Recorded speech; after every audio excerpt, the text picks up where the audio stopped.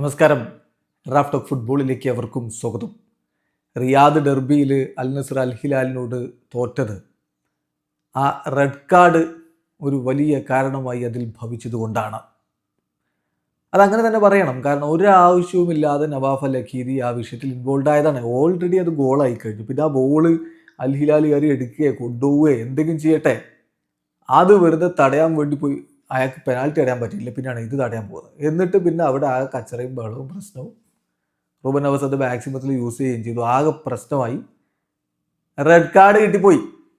Red card അല്ല എന്ന് വാദിക്കുന്നുണ്ട്. അതാണ് ഇപ്പോൾ നമ്മൾ നോക്കുന്നത്.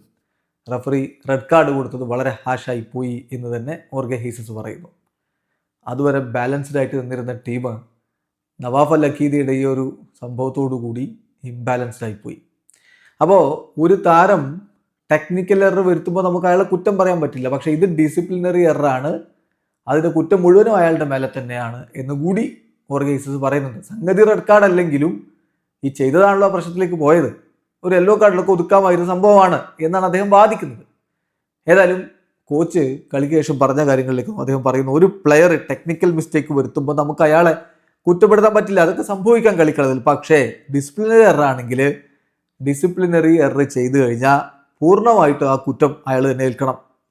അതാണ് ഞാൻ പറഞ്ഞത്. പക്ഷേ അതുകൊണ്ട് ഈ റെഡ് കാർഡ് ന്യായമുള്ളതാണ് എന്നൊന്നും അർത്ഥമില്ല. അത് തീർച്ചയായിട്ടും ജസ്റ്റിഫൈ ചെയ്യാൻ പറ്റാത്ത റെഡ് കാർഡ് തന്നെയാണ്. ഇപ്പോൾ ഞങ്ങളെ സംബന്ധിച്ചിടത്തോളം ഈ ഗോൾ കീപ്പർമാരുടെ സിറ്റുവേഷൻ കറൻ്റ്ലി അങ്ങനെ ഫിക്സ് ചെയ്യുക എന്നുള്ളത് എളുപ്പമല്ല. ഒരു സൊല്യൂഷൻ കണ്ടെത്താൻ വേണ്ടി ഞങ്ങൾ ശ്രമിക്കുകയാണ്. അഖീദിയുടെ ആക്ഷൻ അദ്ദേഹത്തിൻ്റെ മെൻ്റൽ സ്റ്റേറ്റുമായി ബന്ധപ്പെട്ടിട്ടുള്ളതാണ്.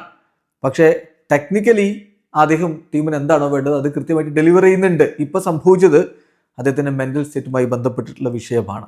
പിന്നെ ഞാൻ ആ ഇൻസിഡൻറ്റ് കൃത്യമായിട്ട് കണ്ടിട്ടുണ്ട്. അപ്പോൾ എനിക്ക് തോന്നിയത് there was no need for Al Aqidi to be shown a red card. അവിടെ അദ്ദേഹത്തിന് റെഡ് കാർഡ് കാണിക്കേണ്ട ഒരു കാര്യവുമില്ല, ഒരു കാരണവുമില്ല, ഒരു ആവശ്യവുമില്ല എന്നാണ് എനിക്ക് അത് കണ്ട് തോന്നിയത്. പിന്നെ ഉണ്ടായിട്ടുള്ള സിറ്റുവേഷൻസ് വെച്ച് നോക്കുമ്പോൾ രണ്ട് ബിഗ് ടീംസ് തമ്മിൽ കളിക്കുകയല്ല, എങ്ങനെയൊക്കെ ഉണ്ടാവും. അൽ നസർ തീർച്ചയായിട്ടും കളിക്കളത്തിൽ ആ റെഡ് കാർഡിന് മുമ്പ് ബെറ്റർ ആയിട്ട് തന്നെയാണ് കളിച്ചത്. ഞങ്ങളായിരുന്നു ബെറ്റർ ടീം ആ സമയത്ത്. പക്ഷെ നവാഫിന്റെ റെഡ് കാർഡ് അത് എക്സ്ട്രീംലി ഹാഷ് ആയിട്ടുള്ള ഒന്നാണ്, തെറ്റായിട്ടുള്ള തീരുമാനമാണ് റഫറിയുടെ ഭാഗത്തുനിന്ന്.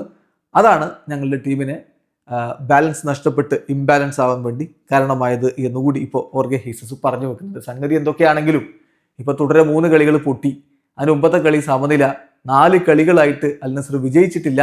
അത് വലിയ പ്രഷറാണ് തീർച്ചയായിട്ടും ഇപ്പോൾ കോച്ചിന്റെ മേലുണ്ടാക്കുന്നത്. ഇന്നലെ വീണ്ടും സിമാക്കിന് പരിക്ക് പറ്റി കയറുന്ന കണ്ടു. അദ്ദേഹം ആകെ നിരാശനായിട്ട് ഇങ്ങനെ ഇരിക്കുന്ന സീനൊക്കെ നിങ്ങൾ കണ്ടിട്ടുണ്ടാവും. ഇപ്പോൾ സാദിയോ മാനെ ആഫ്കോണിലാണ്.